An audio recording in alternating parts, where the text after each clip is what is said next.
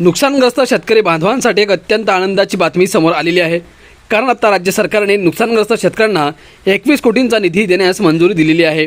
आता हे 21 कोटी रुपये कोणकोणत्या शेतकऱ्यांना मिळणार आहेत, किती रक्कम या नुकसानग्रस्त शेतकऱ्यांना मिळणार आहे, कोणत्या तारखेला हे पैसे खात्यात जमा केले जाणार आहेत, संपूर्ण माहिती व्हिडिओच्या माध्यमातून आपण जाणून घेणार आहोत। त्यामुळे हा व्हिडिओ तुम्ही पूर्ण बघा आणि आपल्या माझी माहिती या यूट्यूब चॅनलला सबस्क्राईब करा। मित्रांनो, अहिल्यानगर जिल्ह्यात एप्रिल 2026 मध्ये झालेल्या अवकाळी पाऊस व वादळी वाऱ्यामुळे नुकसान झालेल्या शेतकऱ्यांना आर्थिक मदत देण्यासाठी शासनाने 21,30,37,400 रुपयांचा निधी मंजूर केला आहे।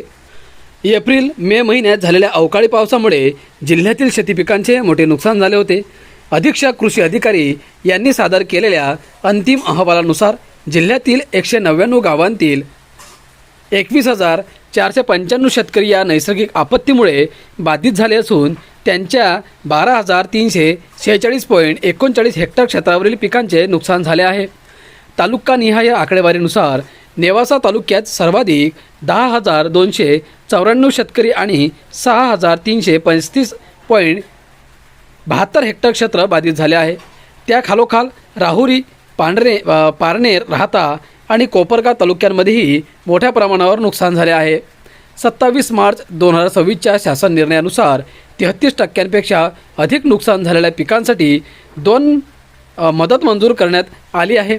त्यानुसार जिरायत क्षेत्रासाठी प्रति हेक्टर 8,500 रुपये, बागायत क्षेत्रासाठी प्रति हेक्टर 17,000 रुपये आणि फळबाग क्षेत्रासाठी प्रति हेक्टर 22,500 रुपये या दराने अनुदान वितरित करण्यात येणार आहे। चालू हंगामात यापूर्वी वितरित करण्यात आलेल्या मदतीच्या निधीमध्ये या मंजूर निधीचा समावेश नसल्याची खात्री करण्याच्या सूचना देण्यात आल्या आहेत। तसेच एका हंगामात विहित दराने केवळ एकदाच मदत देण्यात येईल याची दक्षता घेण्याचे निर्देश संबंधित यंत्रणेला देण्यात आले आहेत।